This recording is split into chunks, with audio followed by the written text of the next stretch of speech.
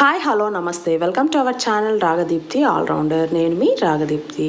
ఈరోజు మీ అందరి కోసం ఒక స్పెషల్ డిష్ తీసుకొచ్చాండి. అదేంటంటే చికెన్ పికిల్.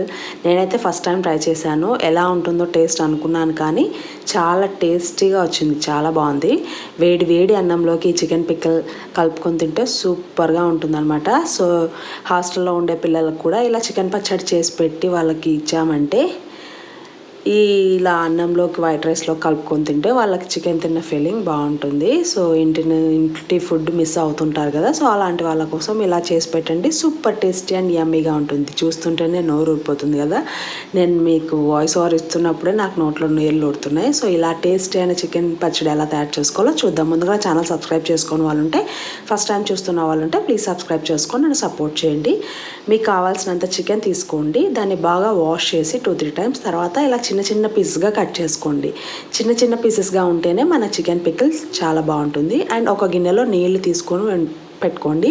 అందులో కొద్దిగా సాల్ట్ వేసి ఈ కట్ చేసుకున్న చికెన్ పీసెస్ని అందులోకి వేసి మినిమం ఒక 15 మినిట్స్ అన్నా ఆ ఉప్పు నీళ్ళలో నాననివ్వండి. అలా చేయడం వల్ల మనకు ముక్క అనేది పికిల్ చేసిన తర్వాత కూడా గట్టిగా లేకుండా కొంచెం స్మూత్గా ఉంటుందన్నమాట.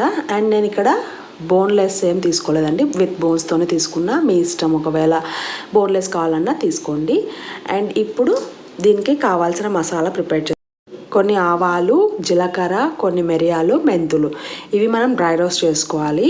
సో అందుకనే స్టవ్ ఆన్ చేసి కడాయి పెట్టి ఫస్ట్ మిరియాలు, మెంతులు వేసుకుంటున్నా. కొంచెం ఇవి అయితే ఫ్రై అవ్వడానికి కొంచెం లేట్ అవుతుంది కదా, ఆవాలు జీలకర్ర త్వరగా వేగిపోతాయని ఫస్ట్ మిరియాలు, మెంతులు వేసుకున్నా. కొంచెం లైట్గా రోస్ట్ అయిన తర్వాత అప్పుడు ఈ ఆవాలు జీలకర్ర వేసి రోస్ట్ చేసుకోండి. మనకు ఆ చికెన్ ఉప్పు నీళ్ళలో నానేలోపు మనం మసాలాలన్నీ ప్రిపేర్ చేసి పెట్టుకుంటే మనం చికెన్ పికిల్ రెడీ చేసుకోవడం చాలా ఈజీ. సో చూడండి, ఆవాలు ఆల్రెడీ ఎగుడుతున్నాయి. సో బాగా వేగిపోయాయి. ఇప్పుడు స్టవ్ ఆఫ్ చేసి చల్లారనివ్వండి. అండ్ ఈ పౌడర్ మనము స్టోర్ చేసుకోవచ్చు. మనం ఎప్పుడు కావాలంటే అప్పుడు చికెన్ పికిల్ చేసుకున్నప్పుడల్లా తీసి వేసుకోవచ్చు. ఒకేసారి కొంచెం ఎక్కువ క్వాంటిటీ అయినా ప్రిపేర్ చేసి పెట్టుకోవచ్చు. సో అవి బాగా చల్లారిన తర్వాత మిక్సీ జార్లో వేసి ఇలా పౌడర్ చేసి పెట్టేసుకోండి. అండ్ ఈ చికెన్ పికిల్కి మనకు మెయిన్ కావాల్సింది అల్లం వెల్లుల్లి పేస్ట్. నేను అది కూడా ఫ్రెష్గా అప్పటికప్పుడు ప్రిపేర్ చేశానండి.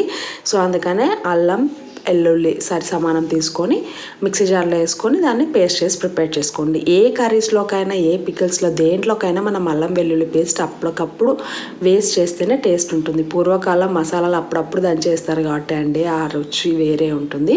సో ఇలా అల్లం వెల్లుల్లి పేస్ట్ మసాలా ప్రిపేర్ చేసుకున్న తర్వాత అంతలోపు చికెన్ కూడా బాగా ఉప్పు నీళ్ళలో నానిపోయి ఉంటుంది. సో స్టవ్ ఆన్ చేసి కడాయి పెట్టి ఒక 2 గంటల వరకు ఆయిల్ వేయండి. ఆయిల్ బాగా కాగిన తర్వాత ఇలా ఉప్పు నీటిలో ఉన్న చికెన్ని నీళ్ళంతా పిండేసి పెట్టుకోండి. లేదంటే ముందే ఒక ప్లేట్లోకి చికెన్ అంతా తీసేసి వాటర్ అంతా ఉడికిపోయేలాగా ఉంచుకోండి. ఇలా తర్వాత ఈ ఆయిల్లోకి ఈ చికెన్ వేసి బాగా వేగనివ్వండి. అండ్ చికెన్ పికిల్లో మెయిన్ పాయింట్ గుర్తుంచుకోవాల్సింది ఏంటంటే చికెన్ని బాగా వేయించుకోవాలి. ఎందుకంటే ఇది మనం స్టోర్ చేసుకుంటాం కదా, సో బాగా వేగకుండా పచ్చి పచ్చిగా ఉంటే మనకి స్టోర్ ఉండదన్నమాట చికెన్ పికిల్. సో అందుకనే లైట్ గోల్డ్ కలర్ వచ్చేంత వరకు ఫ్రై చేసుకోవాలి. ఈ ఫ్రై చేసుకున్న ప్రాసెస్లోనే మనం చికెన్ టేస్ట్ కూడా ఉంటుంది, స్టోరేజ్ కూడా ఉంటుందన్నమాట. సో చూడండి, ఇలా రెడ్ కలర్ వచ్చిన తర్వాత దీన్ని ఒక పక్కకు పెట్టేసుకోండి ప్లేట్లోకి.